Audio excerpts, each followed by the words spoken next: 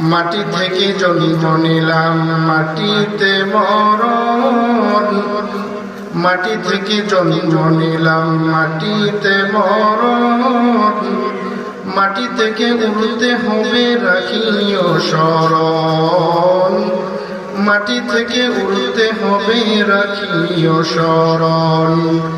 মৌত কাসিন কুল্লু নাসিন শারিবু, কবর বাইতিন কুল্লু নাসিন দাখিলু। একটু জিকির করি লা ইলাহা ইল্লাল্লাহ, লা ইলাহা ইল্লাল্লাহ। ঈমান হলো আল্লাহর উপর ঈমান আনয়ন করা, আল্লাহকে না দেখে বিশ্বাস করা। একজন আল্লাহ যে পৃথিবীতে আছেন, একজন যে পৃথিবী তিনি সৃজন করেছেন, পৃথিবী তিনি সুন্দর করে সাজিয়েছেন, এই যে একজন আল্লাহ আছেন এটাকে না দেখে বিশ্বাস করা, এটার নাম হলো ঈমান। আনতুমিনা বিল্লাহ, আল্লাহর উপর ঈমান আনয়ন করা। আনতুমিনা বিল্লাহি ওয়া কুতুবিহি ওয়া রুসুলিহি, দুই নম্বর হলো কিতাবগুলোর উপর ঈমান আনয়ন করা। আল্লাহ তাআলার পক্ষ থেকে প্রায় 104 খানা কিতাব পৃথিবীতে নাযিল হয়েছে। এর মধ্যে 4 খানা কিতাব হলো বড়। কয়খানা কিতাব? আওয়াজ দিতে হবে, কয়খানা কিতাব? 4 খানা কিতাব হলো বড়। তাওরাত, জাবুর, ইনজিল এবং আল কোরআন। এই কোরআন সহ 4টা কিতাব, এই 4টা হলো বড়, আর 100 হলো ছোট সহিফা। আল্লাহর হাবিব সাল্লাল্লাহু আলাইহি ওয়াসাল্লাম বলেন যে প্রত্যেকটা কিতাব এবং সহিফার উপরে যথাযথ ঈমান আনয়ন করা, এটা ঈমানের আওতাভুক্ত। তারপরে রসুলিহি, আল্লাহ তাআলার পক্ষ থেকে যত নবী রাসূল পৃথিবীতে এসেছে সবার উপরে ঈমান আনয়ন করা, এটাও ঈমানের আওতাভুক্ত। অনেক লম্বা আলোচনা, আমি সেদিকে যাচ্ছি না। তারপরে বললেন ওয়া তুমিনা বিল কদরি খাইরিহি ওয়া শাররিহি, এবং কদর তকদীরের উপর বিশ্বাস করা। ভালো মন্দ যা কিছু হয় কার পক্ষ থেকে হয়? আওয়াজ দিতে হবে, কার পক্ষ থেকে? আল্লাহর পক্ষ থেকে যে হয়, কথার উপর বিশ্বাস করা। তোমার জীবনে ভালো সময় আসবে, মন্দ সময় আসবে। এই যে ভালো সময় আসলো, এটা যেমনই ভাবে আল্লাহর পক্ষ থেকে এসেছে, আবার বিপদ আপদ মুসিবত যেটা আসলো এসেছে, সেটাও কার পক্ষ থেকে এসেছে? আল্লাহর পক্ষ থেকে এসেছে। তোমার বিশ্বাস করা এবং সেটার উপর ধৈর্য ধারণ করা, সবর করা। এই যে বিষয়গুলো বললাম, এগুলোর সমন্বয় হলো ঈমান। এর কোন একটার মধ্যে যদি কমতি হয়, তাহলে তার ঈমানের মধ্যে কমতি চলে আসবে। মান ইয়াহদিল্লাহু ফালা মুদিল্লা লাহু ওয়া মান ইউদ্লিলহু ফালান তাজিদা লাহু ওয়ালিয়্যান মুরশিদা। أما بعد فقد قال الله سبحانه وتعالى في كلامه المجيد والفرقانه الحميد: فأعوذ بالله من الشيطان الرجيم. بسم الله الرحمن الرحيم. فمن كان يرجو لقاء ربه فليعمل عملا صالحا ولا يشرك بعبادة ربه أحدا. وقال رسول الله صلى الله عليه وآله وسلم: من قال لا إله إلا الله فدخل الجنة، أو كما قال النبي عليه الصلاة والسلام: إن الله وملائكته يصلون على النبي يا أيها الذين آمنوا صلوا عليه وسلموا تسليما. شكر درود إبراهيم قل اللهم صل على محمد وعلى آل محمد كما صليت على إبراهيم وعلى آل إبراهيم إنك حميد مجيد. اللهم بارك على محمد وعلى آل محمد كما باركت على إبراهيم وعلى آل إبراهيم إنك حميد مجيد بلغ العلا بكماله كشف الدجى بجماله حسنت جميع خصاله صلوا عليه وآله মাটি থেকে জন্ম নিলাম মাটিতে মরণ মাটি থেকে জন্ম নিলাম মাটিতে মরণ মাটি থেকে উঠতে হবে রাখিও শরণ মাটি থেকে উঠতে হবে রাখিও শরণ মৌত কাসিন কুল্লু নাসিন শারিবু কবর বাইতিন কুল্লু নাসিন দাখিলু একটু জিকির করি লা ইলাহা ইল্লাল্লাহ লা ইলাহা ইল্লাল্লাহ লা ইলাহা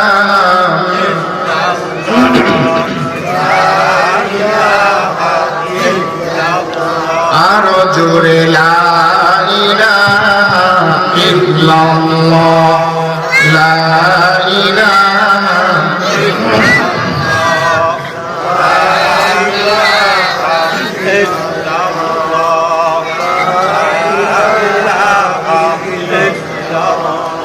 এই কালিমার জন্যে হুসাইন শহীদ হলো কারবালায় কি বলেন ঠিক কিনা এই কালিমার জন্যে হুসাইন শহীদ হলো কারবালায় জান চলে যান প্রাণ চলে যান জান চলে যান প্রাণ চলে যান তবু জবানে এক আল্লাহ লা ইলাহা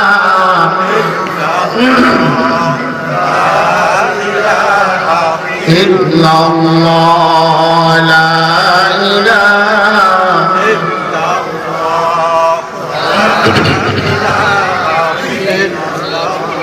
লা ইলাহা ইল্লাল্লাহ মুহাম্মাদুর রাসূলুল্লাহ সাল্লাল্লাহু আলাইহি ওয়াসাল্লাম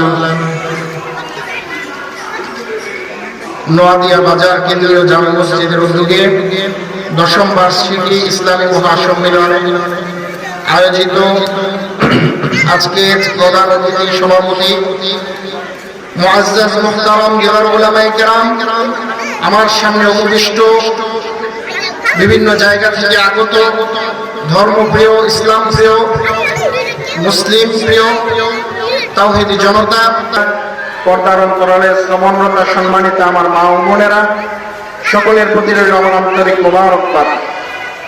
আমাদেরকে ভালো রেখেছেন কে? আওয়াজ দিতে হবে কে? কেউ যেটা পারে না পারে কে? কেউ যেটা দেখে না দেখে কে? আমরা সদা সর্বদা কার প্রশংসা করব? সেই আল্লাহর জন্য একবার মন প্রাণ উজাড় করে কালিমাতুশ শুকর আদায় করি, উচ্চ কণ্ঠে পড়ি আলহামদুলিল্লাহ। আমরা মুসলমান যারা আছি আমাদের জন্য সবচেয়ে দামি এবং মূল্যবান কি বলতে পারেন? ঈমান। সবচেয়ে দামি এবং মূল্যবান কি? আওয়াজ দিতে হবে। আমরা যতক্ষণ কথা শুনবো ইখলাসের সাথে কথা বলবো এবং শুনবো, আমলের নিয়তে কথাগুলো শুনবো। রাজি আছেন ইনশাআল্লাহ? জোরে বলি ইনশাআল্লাহ। আল্লাহ তাআলা আমাদের এই কথাগুলো যা শুনবো এবং বলবো আমলের নিয়তে বলার এবং শোনার তৌফিক দান করুক। চিল্লায় পড়েন আমিন। তো বলতেছিলাম যে আমরা মুসলমান যারা আছি আমাদের কাছে সবচেয়ে মূল্যবান সবচেয়ে দামি যে জিনিস সেটা হলো ঈমান। সেটা কি? ঈমান। ঈমানের চেয়ে দামি পৃথিবীতে মুসলমানের কাছে আর কিছু আছে? আর কিছু নাই। ঈমান এমন একটা মহামূল্যবান দামি জিনিস সাতবক আকাশ এবং জমিন যদি এক পাল্লায় রাখা হয়, আরেক পাল্লায় যদি ঈমান রাখা হয়, তাহলে ঈমানের পাল্লা ভারী হয়ে যাবে। সুবহানাল্লাহ পড়ে। সুতরাং এর চেয়ে মহামূল্যবান পৃথিবীতে আর কিছু হতে পারে। ঈমান কাকে বলা হয়? ঈমান শব্দের শাব্দিক অর্থ হলো আত-তাসদীক, তথা বিশ্বাস করা। আর পরিভাষায় ঈমান বলা হয় আল ঈমান ওয়া তাসদীক বিল জিনান ওয়া ইকরার বিল লিসান ওয়া আমাল বিল আরকান। তিনটা জিনিসের সমন্বয় হলো ঈমান। কয়টা জিনিসের সমন্বয়? আওয়াজ দিতে হবে, কয়টা? তিনটা। এক নম্বর হলো আত-তাসদীক বিল জিনান, অন্তরে বিশ্বাস করা। অন্তরে কি করা? বিশ্বাস করা। ওয়া ইকরার বিল লিসান, মুখে স্বীকার করা। ওয়া আমাল বিল আরকান, এবং কাজে পরিণত করা। সুবহানাল্লাহ পড়ে। এই তিনটা জিনিসের সমন্বয় না থাকলে ঈমান পরিপূর্ণ হবে না। ঈমান পরিপূর্ণ হবে এই তিনটা জিনিসের সমন্বয় লাগবে। আর ঈমান এমন একটা দামি জিনিস যেটা আপনি টাকা দিয়ে কিনতে পারেন না। আর ঈমান হারা হলে তার সব হারা হয়ে গেল। কি বলেন, ঠিক কিনা? আপনার আমার জীবনে যত কাজ আছে, এই কাজগুলো মূল্যায়িত হওয়ার সবচেয়ে বড় যে মাধ্যম বা উপকরণ, সেটা হলো ঈমান। ঈমান যদি থাকে তাহলে সব কাজ কাউন্টেবল হবে, কাউন্ট হবে। আর যদি ঈমান না থাকে তাহলে ভালো কাজের কোনো মূল্যায়ন পাওয়া যাবে। কি বলেন, ঠিক কিনা? সুতরাং এই ঈমান নিয়ে আজকে আমরা কিছু কথা বলবো, ঈমান এবং আমলে সালেহ। আর ঈমানের পরের জিনিসটাই হলো আমল। আপনার ঈমান আছে কিন্তু আমল করেন নাই, তাহলে কি সরাসরি জান্নাতে যাওয়া যাবে? সরাসরি জান্নাতে যাওয়া যাবে না। এই জন্য ঈমানের সাথে প্রয়োজন আমলে সালেহ। তো আমরা সময়ের সংক্ষিপ্ত পরিসরে জানবো ঈমান কাকে বলে আর আমলে সালেহ কি, এটা জানার চেষ্টা করব। আল্লাহ তাআলা তৌফিক দান করুন। আমার উপরে না আমিন। আল্লাহ রাব্বুল আলামিন কোরআনে কারীমের যে আয়াতের মধ্যে ঈমানের কথা বলেছেন, পাশাপাশি আমলে সালেহের কথা বলেছেন। কারণ ঈমান ছাড়া আমলে সালেহের কোনো মূল্য নাই, কোনো ভ্যালু নাই। এজন্য ঈমানের পাশাপাশি আমলের কথা বলেছেন কে? আওয়াজ দিতে হবে, কে? যে আল্লাহ রাব্বুল আলামিন। তিনি কোরআনের বিভিন্ন জায়গায় এটা উদ্ধৃতি করেছেন। তিনি বলেছেন, فمن كان يرجو لقاء ربه فليعمل عملا صالحا ولا يشرك بعبادة ربه أحدا। আল্লাহ বলেন যে কেউ যদি পরকালে আল্লাহর সাথে সাক্ষাৎ করতে চায়, আল্লাহর সাথে মোলাকাত করতে চায়, আমরা আল্লাহর সাথে মোলাকাত করতে রাজি আছি তো ইনশাআল্লাহ? জান্নাতীদের জন্য সবচেয়ে বড় নিয়ামত হবে আল্লাহর সাথে সাক্ষাৎ করা। যখন আল্লাহ রাব্বুল আলামিন জান্নাতীদেরকে জান্নাতে প্রদান করবেন, তখন আল্লাহ তাআলার পক্ষ থেকে একজন ঘোষণাকারী এসে বলবে, ও জান্নাতবাসীরা শোনো শোনো, ও জান্নাতবাসীরা শোনো, তোমাদের জন্য আল্লাহ তাআলার পক্ষ থেকে সবচেয়ে বড় নিয়ামত অপেক্ষমান। জান্নাতবাসীরা বলবে, ও ঘোষণাকারী, আমরা তো জানি জান্নাতে আসাটাই আমাদের জন্য সবচেয়ে বড় পাওয়া, সবচেয়ে বড় সফলতা হলো জান্নাতে আসা। এর চাইতে বড় সফলতা আবার কি যেটা আমাদের জন্য অপেক্ষমান? তখন ঘোষণাকারী বলবে যে আল্লাহ তাআলা নিজে তোমাদের সাথে সাক্ষাৎ করবেন। বলেন সুবহানাল্লাহ। আল্লাহ রাব্বুল আলামিন ওই জান্নাতে যে মুলাকাত করব আমরা, সেই কথাটাই আল্লাহ তাআলা সূরাতুল কাহফের মধ্যে শেষ আয়াতের মধ্যে বলেন, ফামান কানা ইয়ারজু লিকা রাব্বিহি ফালইআমাল আমালান সালিহা। যে ব্যক্তি পরকালে আল্লাহ তাআলার সাথে মুলাকাত করতে চায়, সাক্ষাৎ করতে চায়, তার জন্য কাজ হলো ঈমানের পরে তার জন্য সবচেয়ে বড় যে কাজ, সেটা হলো সে আমলে সালেহ করতে হবে। কারণ আমলে সালেহ ছাড়া জান্নাতে যাওয়া যাবে? বলেন, জান্নাতে যাওয়া যাবে? জান্নাতে যাওয়া যাবে না। এজন্য আল্লাহর হাবিব সাল্লাল্লাহু আলাইহি ওয়াসাল্লাম হাদিসের মধ্যে বলেছেন, মান ক্বালা লা ইলাহা ইল্লাল্লাহু ফাদাখালাল জান্নাহ। ও আমার উম্মতেরা শোনো শোনো, আমি তোমাদের জন্য একটা ঘোষণা দিয়ে গেলাম, কেউ যদি মনে প্রাণে একবার লা ইলাহা ইল্লাল্লাহ এই কালিমাটা পড়ে, আল্লাহ ছাড়া কোনো ইলাহ নাই, এই কালিমাটা যদি অন্তর থেকে একবার যদি সে বিশ্বাসের সাথে পাঠ করে, এরপরে সে যদি ইন্তেকাল করে, যদি এর ভিতরে সে কোনো খারাপ কাজ করে না থাকে, তাহলে সে মৃত্যু হওয়ার সাথে সাথে আল্লাহ তাআলার জান্নাতে প্রবেশ করে ফেলবে। তাহলে যে ব্যক্তি এই কালিমা পড়ার পর পর মৃত্যুবরণ করবে, সে সোজা জান্নাতে চলে যাবে। এতে কোনো বাধা নাই, এতে কোনো বাধা নাই, এতে কোনো দ্বিধাহীন নাই, সংশয় নাই। আবার যে এই কালিমা পড়লো, এই কালিমা পড়ার পরে কেউ যদি অন্যায় করে, তাহলে সেও জান্নাতে যাবে, কিন্তু তার জন্য অন্যায়ের জন্য তার সাজা পেতে হবে। কি বলে, ঠিক কিনা? কেউ যদি এই কালিমা পাঠ করার পরে সে অন্যায় করে, অপরাধ করে, গুনাহ করে, তাহলে মৃত্যুর পরে তাকে বিশাল রকমের সাজা ভোগ করে তারপরে জান্নাতে নেওয়া হবে। কিন্তু কেউ যদি এই কালিমায় পাঠ না করে, এটাকে বিশ্বাস না করে, তাহলে সে কখনোই জান্নাতে যেতে পারবে না। বলেন নাউজুবিল্লাহ। সে যত ভালো কাজই করুক না কেন, ঈমান কাকে বলা হয়? ঈমান বলা হয় আল্লাহর হাবিব সাল্লাল্লাহু আলাইহি সাল্লাম বড় মিশকাত শরীফের হাদিসের মধ্যে এসেছে লম্বা বর্ণনা, যে হাদিসকে বলা হয় হাদিসে জিবরাইল। ওই হাদিসের মধ্যে জিবরাইল আলাইহিস সালাতু ওয়াস সালাম তিনি আল্লাহর হাবিব সাল্লাল্লাহু আলাইহি সাল্লামের কাছে আসলেন। ذات يوم اطلع علينا رجل بياض شديد سواد الشعر لا يرى عليه اثر السفر। হাদিসের মধ্যে এসেছে ওমর ইবনে খাত্তাব রাদিয়াল্লাহু তাআলা বর্ণনা করেন, বিশ্ববাসী শোনো, আমরা একদিন মসজিদে নববীতে উপবিষ্ট ছিলাম। এমন সময় হঠাৎ করে একজন লোক আমাদের কাছে আসলো, লা ইউরা আলাইহি আথারুস সাফরি, এমন অচেনা আগন্তুক আমাদের কাছে আসলো। আল্লাহর হাবিব সাল্লাল্লাহু আলাইহি সাল্লাম মসজিদে নববীতে বসা, তিনার সামনে এসে হাঁটুর সাথে হাঁটু মিলিয়ে বসলেন। তিনার শরীরের মধ্যে সফর করার কোনো আলামত পরিলক্ষিত হয় না, অর্থাৎ আমাদের আশেপাশের লোক না, এসেছে অনেক দূর থেকে, কিন্তু তার শরীরের মধ্যে কোনো সফর করার আলামত নাই। সাদা শুভ্র কাপড় চেহারা দিয়ে সে উপনীত। সে এসে আল্লাহর হাবিব সাল্লাল্লাহু আলাইহি সাল্লামকে প্রশ্ন করছে, মান ইসলাম ইয়া রাসূলুল্লাহ। এক নম্বরে বললেন ইসলাম কি? আল্লাহর হাবিব সাল্লাল্লাহু আলাইহি সাল্লাম বলেন, আনতা শাহাদা আল্লা ইলাহা ইল্লাল্লাহ ওয়া আন্না মুহাম্মাদার রাসূলুল্লাহ ওয়া ইকামিস সালাহ ওয়া ইতাইজ যাকাত ওয়াল হজ্জ ওয়া সাওম রমাদান।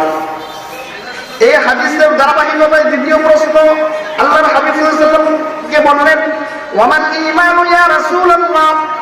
দুই নম্বর প্রশ্ন করলেন ঈমান কি? এক নম্বরে বললেন ইসলাম কি, দুই নম্বরে বললেন ঈমান কি। আল্লাহর হাবিব সাল্লাল্লাহু আলাইহি সাল্লাম বলেন, আন তুমিনা বিল্লাহি ওয়া রাসূলিহি, আন তুমিনা বিল্লাহি ওয়া কুতুবিহি ওয়া রাসূলিহি ওয়াল ইয়াউমিল আখির ওয়াল কদরি খাইরিহি ওয়া শাররিহি।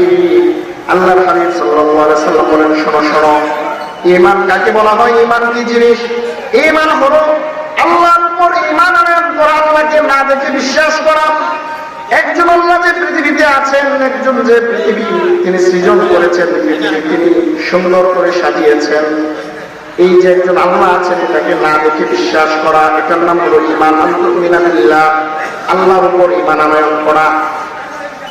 আনতুমিনা বিল্লাহি ওয়া কুতুবিহি ওয়া রাসূলিহি, দুই নম্বর হলো কিতাবগুলোর উপর ঈমান আনয়ন করা। আল্লাহ তাআলার পক্ষ থেকে প্রায় 104 খানা কিতাব পৃথিবীতে নাযিল হয়েছে। এর মধ্যে 4 খানা কিতাব হলো বড়। কয়খানা কিতাব? আওয়াজ দিতে হবে, কয়খানা কিতাব? 4 খানা কিতাব হলো বড়, তাওরাত, জাবুর, ইনজিল এবং আল কোরআন। এই কোরআন সহ 4টা কিতাব, এই 4টা হলো বড়, আর 100 হলো ছোট সহিফা। আল্লাহর হাবিব সাল্লাল্লাহু আলাইহি সাল্লাম বলেন যে প্রত্যেকটা কিতাব এবং সহিফার উপরে যথাযথ ঈমান আনয়ন করা, এটা ঈমানের আওতাভুক্ত। তারপরে রাসূলিহি, আল্লাহ তাআলার পক্ষ থেকে যত নবী রাসূল পৃথিবীতে এসেছে সবার উপরে ঈমান আনয়ন করা, এটাও ঈমানের আওতাভুক্ত। অনেক লম্বা আলোচনা, আমি সেদিকে যাচ্ছি না। তারপরে বললেন ওয়া তুমিনা বিল কদরি খাইরিহি ওয়া শাররিহি, এবং কদর তকদীরের উপর বিশ্বাস করা। ভালো মন্দ যা কিছু হয় কার পক্ষ থেকে হয়? আওয়াজ দিতে হবে, হবে কার পক্ষ থেকে? আল্লাহর পক্ষ থেকে যে হয় ওই কথার উপর বিশ্বাস করা। তোমার জীবনে ভালো সময় আসবে, মন্দ সময় আসবে। এই যে ভালো সময় আসলো এটা যেমন ভাবে আল্লাহর পক্ষ থেকে এসেছে, আবার বিপদ আপদ মুসিবত যেটা আসলো এসেছে সেটাও কার পক্ষ থেকে এসেছে? আল্লাহর পক্ষ থেকে এসেছে। তোমার বিশ্বাস করা এবং সেটার উপর ধৈর্য ধারণ করা, সবর করা, এই যে বিষয়গুলো বললাম এগুলোর সমন্বয় হলো ঈমান।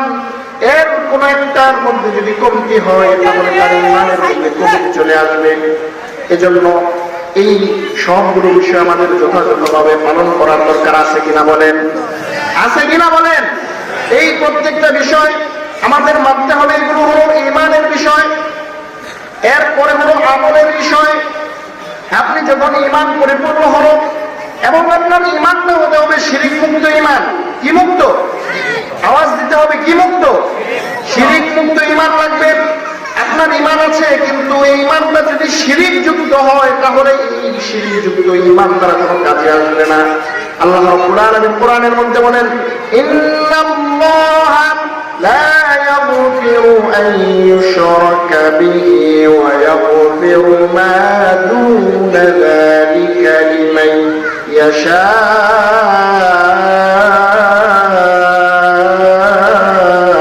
আল্লাহু আকবার। আল্লাহ তাআলা বললেন, ইন্নাল্লাহা লা ইয়াগফিরু আন ইউশরাকা বিহি। ও পৃথিবীর মানুষেরা শোনো শোনো, আমি আল্লাহ তোমাদেরকে সৃজন করেছি, বানিয়েছি, তোমাদের পালন করনেওয়ালা, তোমাদেরকে দেনেওয়ালা, তোমাদেরকে দেনেওয়ালা, সবকিছু আমি হর্তাকর্তা।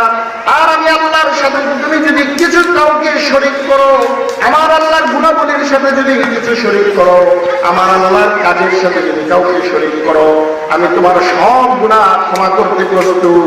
কিন্তু আমার সাথে যে শরীক করলা, তোমার এই শরীক করার গুনাহ আমি আল্লাহ মাফ করবো না। বলেন নাউজুবিল্লাহ। এই যে শরীক করা, শিরিক করা, ঈমান রাখতে হবে শিরিক মুক্ত। আপনার জীবনের যে কোনো প্রান্তেই যদি কোনো ইচ্ছায় অনিচ্ছায় আপনি যদি শিরিক করে ফেলেন আর যদি তওবা ছাড়া মৃত্যুবরণ করেন, তাহলে আপনি ঈমানবিহীন বেঈমান হয়ে পৃথিবী থেকে গেলেন। আর বেঈমান হয়ে যদি পৃথিবী থেকে যান তাহলে আপনার জন্য অনন্ত শিরকালের জন্য জাহান্নাম অপেক্ষমান। কি বলেন, ঠিক কিনা? এজন্য শিরিক করা যাবে না। ঈমান রাখতে হবে, শিরিক মুক্ত ঈমান রাখতে হবে। আল্লাহ তাআলা কোরআনের মধ্যে আরো অনেক জায়গায় বলেন, لئن أشركت ليحبطن عملك ولتكونن من الخاسرين। ও পৃথিবীর মানুষেরা শোনো, আমি আল্লাহর সাথে কেউ যদি শরীক করে আর এই শিরিকটা যদি তার 50 বছর অতিবাহিত হওয়ার পরেও করে, কেউ 60 বছর অতিবাহিত হওয়ার পরেও যদি শিরিক করে, তাহলে অবশ্যই অবশ্যই, এখানে আল্লাহ তাআলা লামের তাকিদ এবং নুনের তাকিদ দুইটা তাকিদ দিয়ে বলছেন, অবশ্যই অবশ্যই আমি আল্লাহ শিরিক করার কারণে তার জীবনের সমস্ত আমল বরবাদ করে দেব। বলেন নাউজুবিল্লাহ।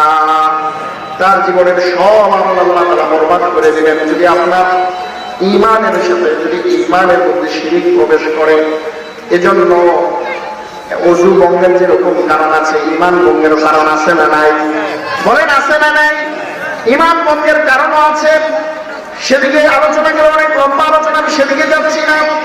কিন্তু ওযু ভঙ্গের কারণ, নামাজ ভঙ্গের কারণ, রোজা ভঙ্গের কারণ যেরকম ভাবে আছে, এরকম ভাবে আপনার ঈমান ভঙ্গের নির্দিষ্ট কিছু কারণ আছে। এই কারণগুলো আপনারা জেনে নেবেন। এই কারণগুলোর অন্যতম একটা হলো আল্লাহর সাথে শিরিক করা। আল্লাহর সাথে শিরিক করা যাবে না। শিরিক করা যাবে না। যে কোনো পরিস্থিতিতেই পড়েন না কেন শিরিক করা যাবে না। কোন পীরের পায়ে সেজদা করা, মাজারে সেজদা করা, আল্লাহর নাম ব্যতীত গায়রুল্লাহর নামে যদি কিছু দান করা হয়, গায়রুল্লাহর নামে যদি পশু জবাই করা হয়, এগুলো শিরকের অন্তর্ভুক্ত। এগুলো শিরক। এই কাজগুলো করা যাবে না। করা যাবে না, এগুলো করা যাবে না। খেয়াল রাখতে হবে আমার কোন কাজটা শিরক হয়ে যাচ্ছে। আবার আল্লাহর হাবিব সাল্লাল্লাহু আলাইহি সাল্লাম হাদিসের মধ্যে বলেছেন, ও পৃথিবীর মানুষেরা শোনো, শিরক দুই প্রকার। কয় প্রকার? আওয়াজ দিতে হবে, কয় প্রকার? একটা হলো বড় শিরক, আরেকটা হলো ছোট শিরক। বড় শিরক হলো আপনি আমি আল্লাহর সাথে যদি কাউকে শরীক করি, তার গুণের সাথে শরীক করা, তার কাজের সাথে শরীক করা, এটা বড় বড় শিরক। আর শিরকুল আকবার, আরেকটা হলো আশিরকুল আসগার, ছোট শিরিক। ছোট শিরিক অনেক লম্বা আলোচনা, অনেক লম্বা কথা। আপনি আমি যে কাজ করি, দোকানপাট চালাই, ক্ষেত খামারে কাজ করি, আপনি আমি যদি মনে করি দোকানে আমাকে বাদ দেয়, এই চাকরি আমাকে খাওয়ায়, এই ক্ষেত খামার আমাকে বাদ দেয়, এই যে মনে করলাম আমার কর্মক্ষেত্র, আমার চাকরি আমাকে বাদ দেয়, এটাও শিরকের আওতাভুক্ত। আমার মনে করতে হবে যে এই চাকরি আমাকে বাদ দেয় না, আমাকে বাদ দেয় একজন, তিনি কে? আওয়াজ দিতে হবে, তিনি কে? আমাকে পালনেওয়ালা, আমাকে দেনেওয়ালা একজন আল্লাহ। কিন্তু আমি যে চাকরি করি, আমি যে খেতে কাজ করি, আমি যে দোকানপাট চালাই, ব্যবসা করি, এটা আমার উসিলা মাত্র। এটা কি উসিলা? এটা আমার চালানেওয়ালা না, এটা আমাকে দেনেওয়ালা না। আমাকে একজন দেবে, তিনি হলেন মহান রব্বুল আলামিন। তিনি কে? তিনার উপরে আর কেউ আছে? আর কেউ নাই। এজন্য এই সব কিছু উসিলা মাত্র, কিন্তু সবকিছু দেনওয়ালা আল্লাহ, এটা বিশ্বাস করতে হবে। আবার আপনি আমি যে আমল করি, এই আমলগুলো যদি লৌকিকতাও যুক্ত হয়, রিয়া যুক্ত হয়, মানুষ দেখানোর জন্য হয়, সেটাও শিরিক। সেটাও কি শিরিক? এই যে নির্বাচন এসে গেছে, আমাদের মধ্যে কিছু লোক এরকম আছে, সারা সিজনে তাদের মাথায় টুপি উঠে না, মুখে দাড়ি উঠে না, কিন্তু সিজন আসলেই তাদের মাথায় টুপি উঠে, তাদের শরীরে পাঞ্জাবি উঠে। এরকম আছে না নাই? বলেন আছে না নাই? এরাও সিজনাল মুসল্লি। এরা কি সিজনাল মুসল্লি? এই যে লোক দেখানোর জন্য আপনি টুপি দিয়ে পাঞ্জাবি পরে মসজিদে গেলেন, বাকি সময় যে আপনি গেলেন না, বাকি সময় যে আপনি নামাজ পড়লেন না, রোজা রাখলেন না, হজ করলেন না, উমরা করলেন না, হাতে তসবিহ নিয়ে তসবিহ ছড়া জপলেন না, তাহাজ্জুদ নামাজ পড়লেন না, আর নির্বাচন আসার কারণে যে আপনার মাথায় সব কিছু উঠলো, এটাও আল্লাহ হাবিব সাল্লাল্লাহু আলাইহি ওয়াসাল্লাম বলেন, এটা মানুষকে দেখানোর জন্য, এটাই হলো রিয়া। আর রিয়া যুক্ত আমল ছোট শিরকের আওতাভুক্ত। বলেন নাউজুবিল্লাহ। এই যে ছোট শিরিক, আমরা এখানে বসেছি, নামাজ পড়ি, রোজা রাখি, এগুলো যদি আপনার আমার মনে যদি নিয়ত থাকে, মানুষ আমাকে দেখে নামাজি বলবে, হাজি বলবে, আমাকে মানুষ আমাকে দানবীর বলবে, ডোনার বলবে, এরকম নিয়ত করেও যদি আমরা দান সদকা করি, রোজা রাখি, এগুলো আল্লাহর কাছে কবুল হবে? কবুল হবে? এজন্য ইখলাসের সাথে আমাদেরকে আমল করতে হবে। আমলের সওয়াব এটা অত্যন্ত গুরুত্বপূর্ণ বিষয়। একটার চেয়ে একটা বিষয় কোন অংশে কম না। ঈমান যেমন গুরুত্বপূর্ণ, এরকম ভাবে আমলের সওয়াব গুরুত্বপূর্ণ। আপনি একটাকে ছাড়া আরেকটা কল্পনা করতে পারেন না। তবে আপনার সব কিছুর মূলে হলো ঈমান, তারপর হলো আমলের সওয়াব। আল্লাহর হাবিব সাল্লাল্লাহু আলাইহি ওয়াসাল্লাম আরেক হাদিসের মধ্যে বলেন, বুনিয়াল ইসলামু আলা খামসিন, শাহাদাতি আল্লা ইলাহা ইল্লাল্লাহ ওয়া আন্না মুহাম্মাদার রাসূলুল্লাহ ওয়া ইকামিস সালাহ। আল্লাহর হাবিব সাল্লাল্লাহু আলাইহি ওয়াসাল্লাম বলেন, পাঁচটা জিনিসের উপর, বুনিয়াদের উপর ইসলাম প্রতিষ্ঠিত। কয়টা? কয়টা? এক নম্বরে হলো আল্লাহ শাহাদাত লা ইলাহা ইল্লাল্লাহ, আল্লাহকে বিশ্বাস করা, স্বীকারোক্তি দেওয়া, এটা হলো ঈমান। আর দুই নম্বরে বলেন ওয়া তুকিমাস সালাত, আর দুই নম্বরে হলো নামাজ, নামাজ কায়েম করা, নামাজ পড়া। তাহলে এক নম্বরে ঈমান, দুই নম্বরে হলো আমলে সালেহ। এক নম্বরে ঈমান, দুই নম্বরে কি? আমলে সালেহ। আপনার আমলে সালেহ ছাড়া আপনি জান্নাতে যেতে পারবেন না। ঈমান না থাকলেও জান্নাতে যাওয়ার সুযোগ নাই। এক নম্বরে ঈমান লাগবে, দুই নম্বরে আমলে সালেহ লাগবে। দুইটার সমন্বয় যদি থাকে, তাহলে আপনি ইন্তেকাল করতে দেরি, মৃত্যুবরণ করতে দেরি, জান্নাতে যেতে দেরি না। সুবহানাল্লাহ। দুইটার সমন্বয় লাগবে।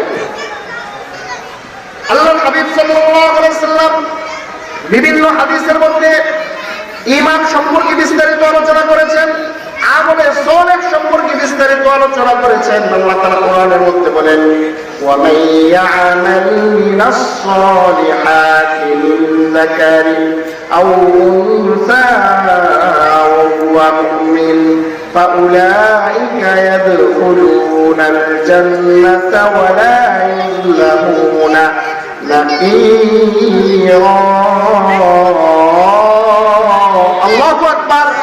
আল্লাহ বলেন, ওয়া মান ইয়া'মাল মিনাস সালিহাতি মিন যাকারিন আও উনসা, যে ব্যক্তি আমলে, যেই পুরুষ এবং নারী আমলে সালেহ করবে, ও হুয়া মুমিন, এমন অবস্থায় সে মুমিন, অর্থাৎ মুমিন ছাড়া আমলে সালেহের কোনো দাম আছে? কোনো দাম নাই।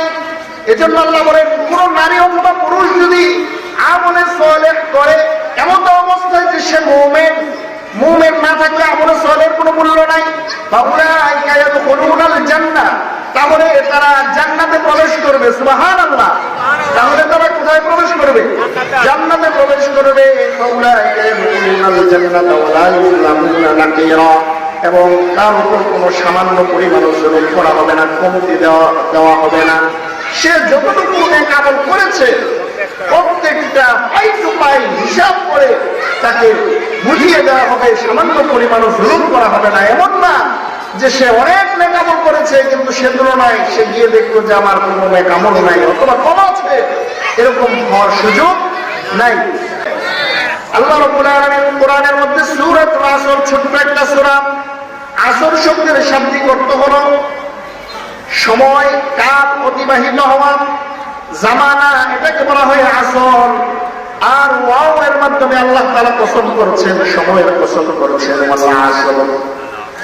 পৃথিবীর মানুষের জন্য আল্লাহ তাআলা বলছেন ওয়াল আসর। আল্লাহ তাআলা যেটা বলবেন সেটাই তো গুরুত্বপূর্ণ, কি বলেন, ঠিক কিনা? তো আল্লাহর জন্য তারপর আবার কসম করছেন, কারণ কি? কারণ হলো আল্লাহ তাআলা তাকিদ প্রদান করছেন, গুরুত্ব বোঝাতে চাচ্ছেন যে ও পৃথিবীর মানুষেরা, আমি যে কথাগুলো বলবো এগুলো এমনিতেই দামি কথা, মূল্যবান কথা, এমনিতেই এগুলো সত্য কথা, এতে কোনো সন্দেহ নাই। সন্দেহ আছে? এমনিতেই সত্য কথা। তারপর আমি ওয়াও কসম দ্বারা আমি কসম করে যে কথাগুলো বলবো, বোঝা গেল এগুলো সুপার স্পেশাল। শুধু স্পেশাল না, সুপার স্পেশাল, কি বলেন, ঠিক কিনা? আল্লাহ তাআলা কসম করে বলছেন ওয়াল আসর, সময়ের কসম, ইন্নাল ইনসানা লাফি খুসর, পৃথিবীর সব মানুষ ক্ষতিগ্রস্তের মধ্যে নিপতিত, সব মানুষ ক্ষতিগ্রস্ত। 4 শ্রেণীর মানুষ ছাড়া। কয় শ্রেণীর? আওয়াজ দিতে হবে, কয় শ্রেণীর? 4 শ্রেণীর মানুষ ছাড়া সবাই ক্ষতিগ্রস্তের মধ্যে রয়েছে। ইল্লাল্লাযীনা আমানু, 1 নম্বরে আল্লাহ তাআলা বলছেন যারা ঈমান আনয়ন করেছে। কি এনেছে? ঈমান এনেছে। শুরুতেই আল্লাহ তাআলা সময়ের কসম খাইলেন। সময়ের কসম কেন খাইলেন?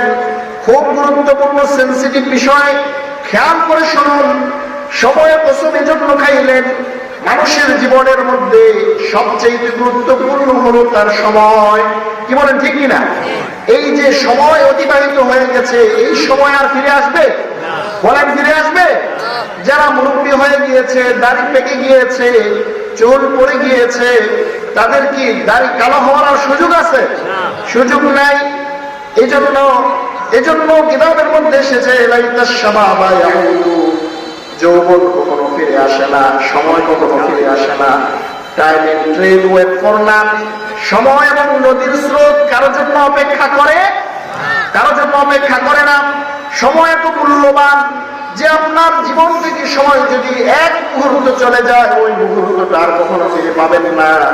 আপনার জীবনের ছোটকাল, শিশুকাল অতিবাহিত হয়েছে, শৈশব, কৈশোর অতিবাহিত হয়েছে, যৌবনকাল অতিবাহিত হয়েছে, তারপরে আস্তে আস্তে বৃদ্ধকালে এসে গেছেন। আপনার ওই যৌবনকাল আর ফিরে আসবে না, আপনার ওই শৈশব, কৈশোর আর ফিরে আসবে না।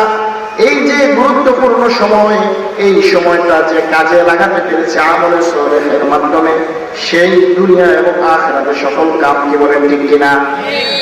যারা এই উভয় সময়গুলো, তার শৈশব, কৈশোর এবং যৌবনকাল, এগুলো আমলে সালেহ করার মাধ্যমে কাজে লাগাতে পেরেছে, সে দুনিয়া এবং আখিরাতে সফল কাম।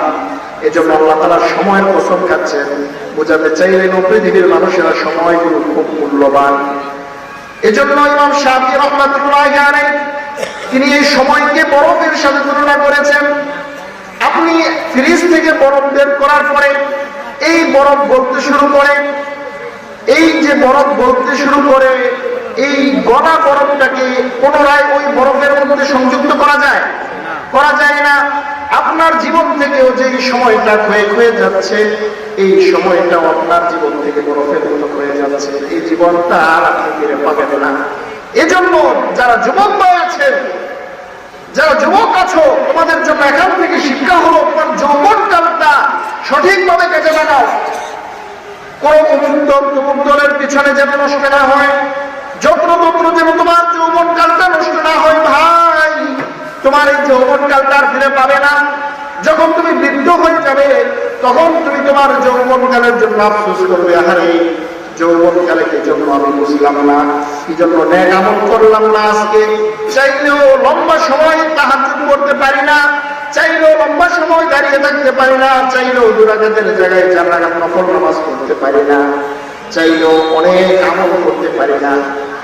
আল্লাহর হাবিব সাল্লাল্লাহু আলাইহি ওয়াসাল্লাম বলেছেন, কেউ যদি যৌবনকাল কাজে লাগায়, কেউ যদি যৌবনকাল আল্লাহর পথে কাজে লাগায়, হাদিসে কুদসির মধ্যে এসেছে, সাবাতুন ইউযিল্লুহুমুল্লাহু ফি যিল্লিহি ইয়াওমা লা যিল্লা ইল্লা যিল্লু। 7 শ্রেণীর মানুষকে আল্লাহ তাআলা আরশের ছায়ার নিচে জায়গা দিবেন। কয় শ্রেণীর মানুষ? 7 শ্রেণীর মানুষ। অনেক লম্বা হাদিস, আমি সেদিকে যাচ্ছি না।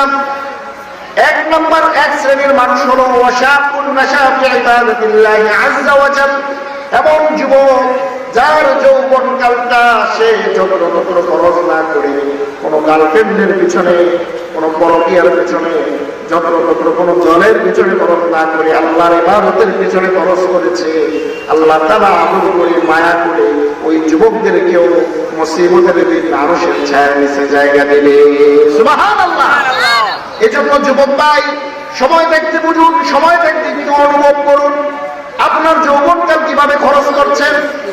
সময় থাকতে যদি ফিরে না আসেন, আপনি বৃদ্ধ হওয়ার পরে যদি আপনার হুঁশ আসে, আসলেও কাজ হবে না। কেন? কারণ আপনার যৌবনকাল আপনি অযথা ব্যয় করেছেন, নষ্ট করেছেন। এখন চাইলেও আপনি লম্বা সময় তেলাওয়াত করতে পারেন না, লম্বা সময় জিকির করতে পারেন না, লম্বা সময় নামাজে তাহাজ্জুদ করতে পারেন না। আর কেউ যদি যৌবনকাল যথাযথভাবে ইবাদত করে, সে বৃদ্ধ হওয়ার পরেও যদি ইবাদত করতে না পারে, তাহলে আল্লাহর হাবিব সাল্লাল্লাহু আলাইহি ওয়াসাল্লাম বলেন যে সে যে যৌবনকালে ইবাদত করেছে, ওই যৌবনকালের ধারাবাহিকতায় সে যে বৃদ্ধ হওয়ার পরে তার হাঁটুর হাড়, কোমরের হাড় দুর্বল হওয়ার কারণে সে যে ইবাদত করতে পারলো না, আল্লাহ তাআলা যৌবনকালের ইবাদতের সওয়াব তার আমলনামায় দিয়ে দিবে। সুবহানাল্লাহ।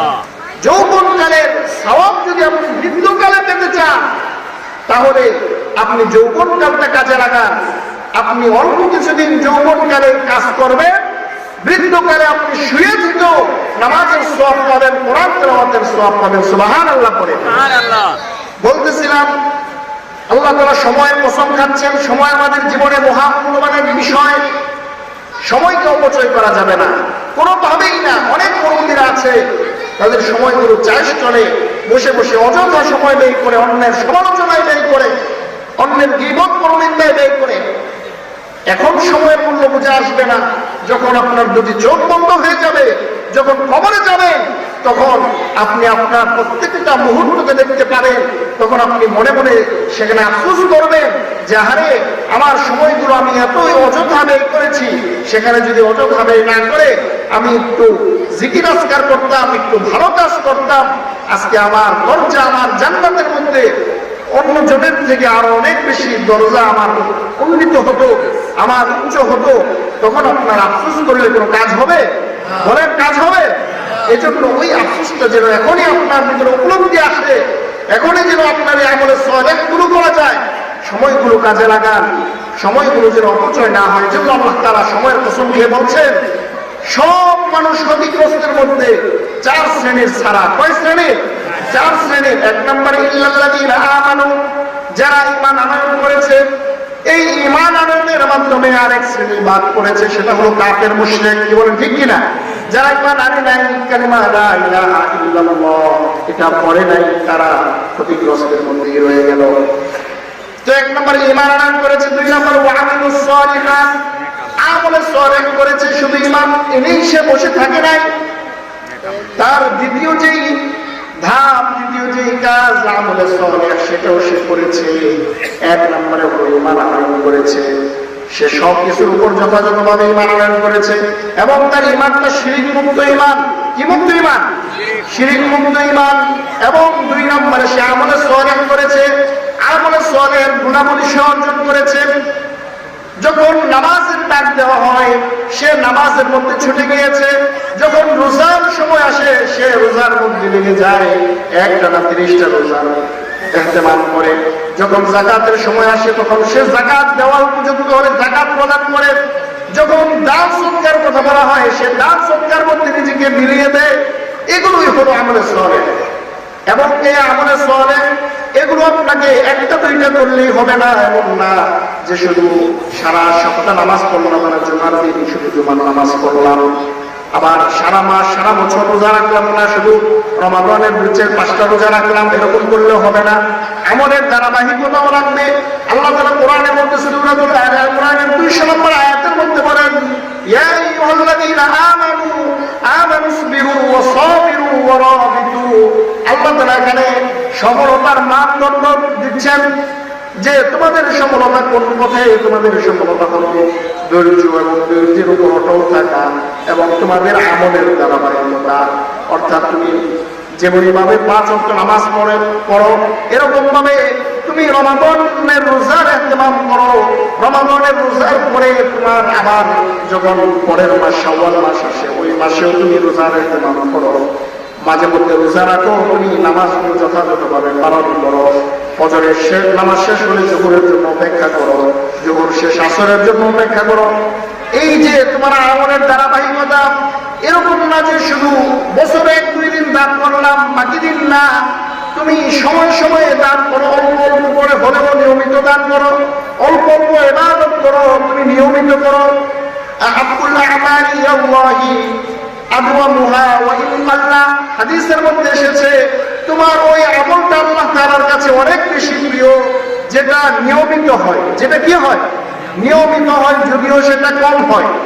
আপনার অনেক মানুষ আমাদের মধ্যে আছে যারা লাইলাতুল মিরাজ, লাইলাতুল শবে বরাত, শবে কদর এই রাতগুলো আসলে তারা সারা রাত দাঁড়ায় নামাজ পড়ে। এই রাত গেলে যা তাদেরকে আর খুঁজেও পাওয়া যায় না। এরকম লোক আছে না নাই? বলেন আছে না নাই?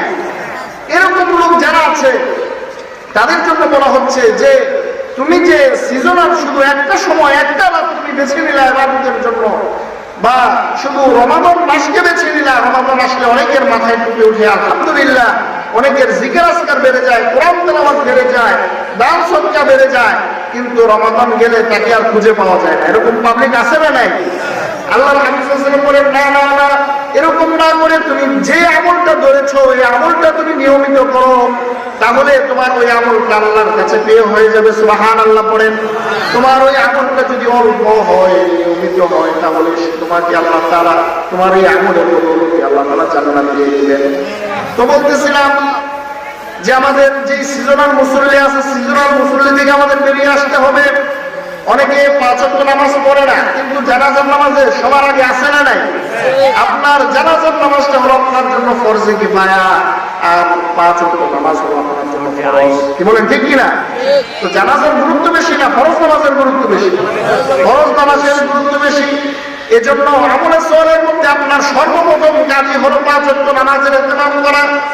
নামাজের ইহতেমাম, আপনার যদি নামাজ ঠিক না থাকে তাহলে আপনার অন্য বিষয়গুলো ঠিক থাকবে না, এটা স্বাভাবিক বিষয়। হাদিসের মধ্যে এসেছে আল্লাহর হাবিব সাল্লাল্লাহু আলাইহি ওয়াসাল্লাম বলেন, আস-সালাতু মিফতাহুল জান্নাহ। অন্য হাদিসের মধ্যে এসেছে আউয়ালু মা ইউহাসাবু বিহিল আবদু ইয়াওমাল কিয়ামাতি আস-সালাত। যে বান্দার যখন হিসাব নেওয়া হবে, হিসাবের মধ্যে সর্বপ্রথম তার নামাজের হিসাব নেওয়া হবে। কিসের? ইদা সলহাত সলহা সাইরু আমালি ওয়া ইদা ফাসাদাত ফাসাদা সাইরু আমালি। যদি তার নামাজ সঠিক থাকে তাহলে তার সব আমল সঠিক বলে গণ্য করা হবে। সুবহানাল্লাহ, সুবহানাল্লাহ। আর যদি নামাজের মধ্যে বেরপুর থাকে তাহলে তার অন্য কিছুর মধ্যে বেরপুর আছে না নাই? আছে। এজন্য নামাজের ইহতেমাম করতে হবে। নামাজ অ্যাভয়েড করে বাইসাট করে কোনো কিছু করার সুযোগ আছে? কোনো কিছু করার সুযোগ নাই। আপনি সর্বপ্রথম আপনার নামাজের ইহতেমাম করেন, 5 ওয়াক্ত নামাজ ঠিক করেন। আপনার এই নামাজ অন্য সব খারাপ কাজ থেকে আপনাকে ফিরিয়ে রাখবে। সুবহানাল্লাহ পড়ে। এজন্য কোরআনের মধ্যে এসেছে, ইন্নাস সালাতা তানহা আনিল ফাহশাই ওয়াল মুনকার, যে তোমরা যদি নামাজ ঠিক করো তাহলে তোমার ওই নামাজ খারাপ, অন্যায়, অশ্লীল এবং বেহায়াপনা কাজ থেকে তোমাকে বিরত রাখবে। সুবহানাল্লাহ পড়ে। এবং এই নামাজ যখন পড়বো তখন ইহতিমামের সাথে খুশুর সাথে আদায় করতে হবে। আমাদের নামাজ তো এরকম যে আমরা নামাজে দাঁড়াই, কিন্তু আমাদের দোকান পাড়ের সব হিসাব নামাজের মধ্যে জড়ো হয় না, হয় কিনা বলেন, হয় কিনা? এরকম নামাজ আল্লাহর কাছে কোনো মূল্য নাই। বরং আপনার নামাজ হতে হবে খুশু সহকারে। আল্লাহর হাবিব সাল্লাল্লাহু আলাইহি ওয়াসাল্লাম বলেন যে তোমরা নামাজে দাঁড়াইলে নামাজের ভিতরে তোমার মন ছোটাছুটি করবে, এটা স্বাভাবিক বিষয়। কিন্তু যদি এরকম হয় যে নামাজে দাঁড়াইলা, দাঁড়ানোর পরে তোমার মন গেল তো গেলই, আবার সালাম ফিরানোর পরে মনে হইল যে আমি তো নামাজে ছিলাম তখন, তাহলে তোমার এই নামাজের কোনো দাম আছে? দাম নাই। এজন্য কাজ হলো যে যখন মন অন্যদিকে চলে যাবে সাথে সাথে আবার নিয়ে আসা, আবার চলে যাবে আবার নিয়ে আসা। আল্লাহ রাব্বুল আলামিন আকাশে থেকে যখন দেখে যে আমার বান্দা নিজের নফসের সাথে মুজাহাদা করছে, তার মন চলে যাচ্ছে, আবার নিয়ে আসছে, চলে যাচ্ছে, আবার নিয়ে আসছে, আল্লাহ তাআলা এটা দেখে খুশি হন। ফেরেশতাদেরকে বলেন, ও ফেরেশতারা দেখো আমার বান্দা আমার নামাজে দাঁড়িয়ে তার মন চলে যাচ্ছে, শয়তান নিয়ে যাচ্ছে, আবার সে নিয়ে আসতেছে। ও ফেরেশতারা শোনো, আমি আমার বান্দার নামাজ কবুল করে তার জীবনের গুনাহ মাফ করে দিলাম। সুবহানাল্লাহ। এজন্য মন গেলেই যে তাকে ছেড়ে দিবেন এরকম যেন না হয়, বরং মন গেলেও আবার নিয়ে আসেন, যাবে আবার নিয়ে আসেন। এটাই হলো কবুলিয়তের একটা লক্ষণ। বলতেছিলাম যে আপনি নামাজের ইহতিমাম যদি করেন তাহলে আপনার সব নেক আমল গণ্য হয়ে যাবে, ভালো বলে গন্তব্য হবে। ইদা সলুহাত সলুহা সাইরু আমালি।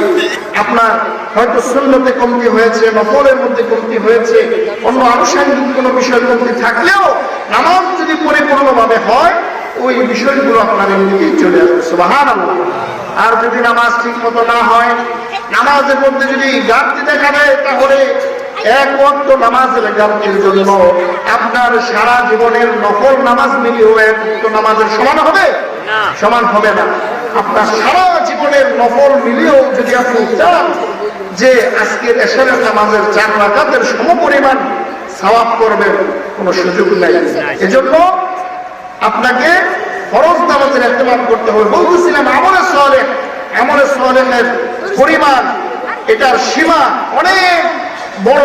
আপনি যত ভালো কাজ আছে সব ভালো কাজই আমলে সালেহের আওতাভুক্ত, আর যত মন্দ কাজ আছে এগুলো নাহিয়া আনিল মুনকারের আওতাভুক্ত। আল্লাহর হাবিব সাল্লাল্লাহু আলাইহি ওয়াসাল্লাম বলেন, তোমরা যখন ভালো কাজ দেখবা,